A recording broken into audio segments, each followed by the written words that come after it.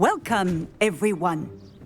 I see you've already met some of the many beasts we study in this class. Though be advised, none of these creatures should be taken lightly. They are all in their own way dangerous, especially if one does not know how to handle them properly. Now, it seems many of you are out of practice. Let's take some time to review the basics of how to care for a beast, shall we? Miss Sweeting, would you please assist our new student with the lesson today? Yes, Professor Howen. Hello, I'm Poppy Sweeting. Don't worry about Professor Howen's speech. She over-exaggerates sometimes. All the beasts in class are perfectly safe. Oh! Miss Sweeting, pay attention, please. The tongue of a puffskein can be a slippery devil. Yes, Professor. Here, you can practice on Gerald. Just keep an eye out for his tongue. You can use my brush. Just be gentle. Oh, and think pleasant thoughts. I like to think it in experience.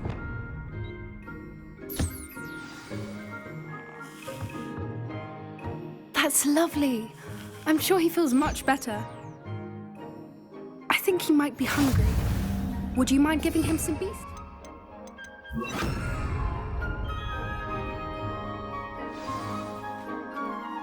What do you suppose the pellets taste like to Gerald? Pudding, I like to think. I think we can safely say that Gerald likes you. That's good news. He seems very nice. He is. Kindness is one of his best qualities, right after ambition and cleanliness. Good work, everyone.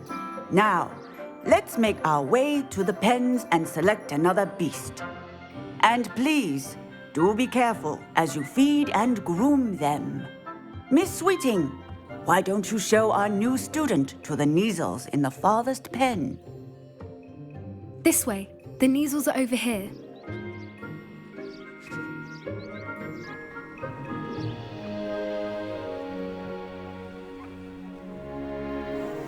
Oh, couple of Neasel whiskers ought to get me a few canuts at least. Enough to buy something from Honeydukes.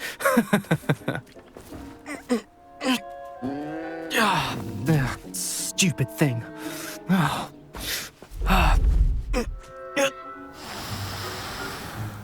What in Merlin's name are you doing?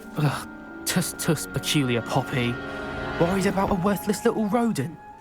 Her name is Persephone! Her name is Persephone! That's really not funny.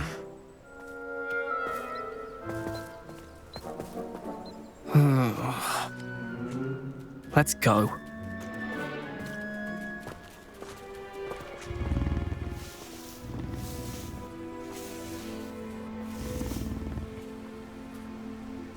Those two don't belong anywhere near this class. Poachers in training. Persephone was onto them instantly. Thank you for your help. Let's carry on.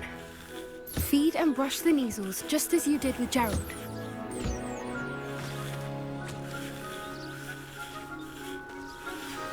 The Neasels really took to you. It appears our time has come to an end.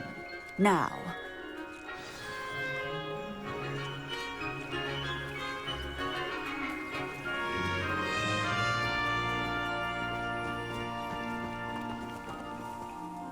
Hello, Professor. You wanted to speak with me? I did. How did you find your first beasts lesson? It was wonderful. I believe I'm really going to enjoy this class. Good. You seem to understand that when beasts are properly controlled, they can play a vital role in our lives. Some provide us with magically imbued materials, if cared for correctly, which does not include torturing them for whiskers. Well done, by the way. Probably best to let me handle it next time. Yes, Professor. They're nearly as bad as the Savagers in Rookwood's poacher pack. Sadly, we're the ones who suffer, stumbling over dead beasts. Terrible waste of resources. Surely the poachers can be brought to justice by someone. The Ministry, perhaps? An optimistic idea.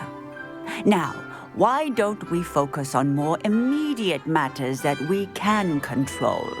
Professor Weasley has asked that I prepare some assignments designed to help you catch up to the other fifth years.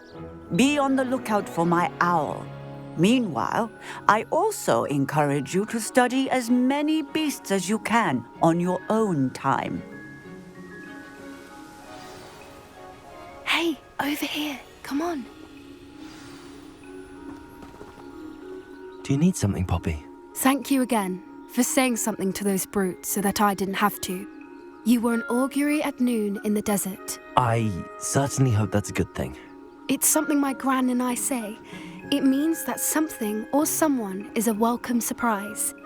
At least, that's what we decided it meant. I couldn't stand there and watch them harm the poor thing.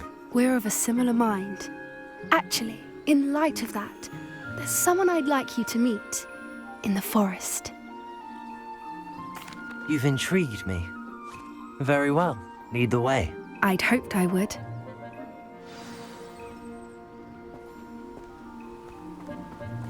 I wouldn't take just anyone there. In fact, you're the first. Really?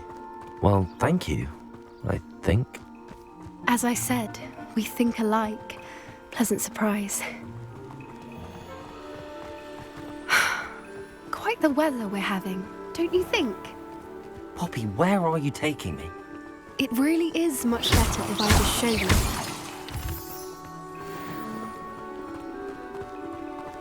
Don't worry, we're nearly there. It's just ahead.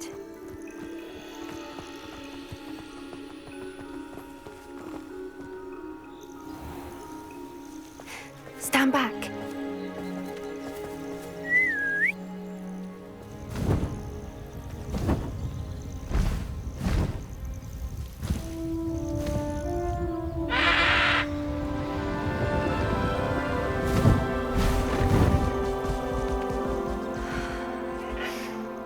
Please meet Highwing. Isn't she just magnificent? Go on, introduce yourself to her. But be careful. You must always show hippogriffs the proper courtesy before you approach them.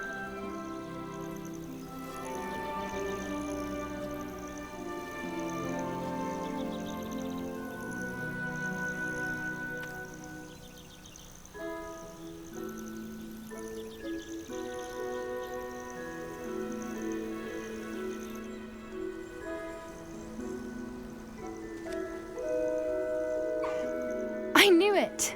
I don't think I've ever seen a hippogriff take to someone this quickly. You can feed and brush her if you'd like. I come and check on her every once in a while. Bring her pasties, tell her what's going on in the castle. You wouldn't know from looking at her, but she's a dreadful busybody.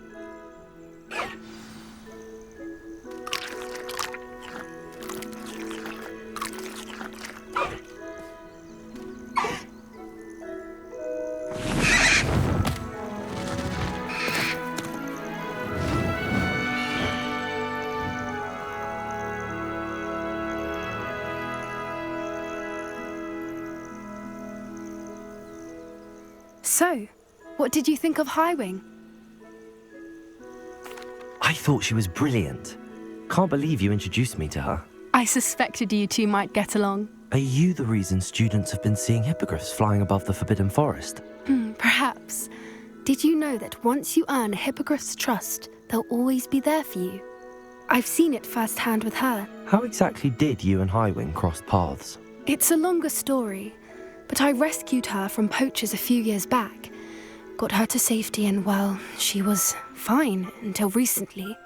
You may have noticed that poachers are something of a problem in the area, so I worry they could get her again. And I might not be there next time. Professor Howin mentioned the poachers as well. She seemed to imply that we couldn't rely on the Ministry to help. I don't often agree with Professor Howin, but on that, I fear she's right. The poachers' influence is growing. I see them every day in the village, lingering, talking to people. They're up to something. I'm just not sure what. That does seem strange. Sounds as if they're planning something. Exactly. I think I'm going to look into it. Find out what's going on, what they're doing. I think that's a fine idea. Information is power. And the more I know, the better I can keep Highwing safe. You seem undeterred. Will you let me know what you find out? Oh, very well. I will. I should be going, but we'll speak again soon, I hope.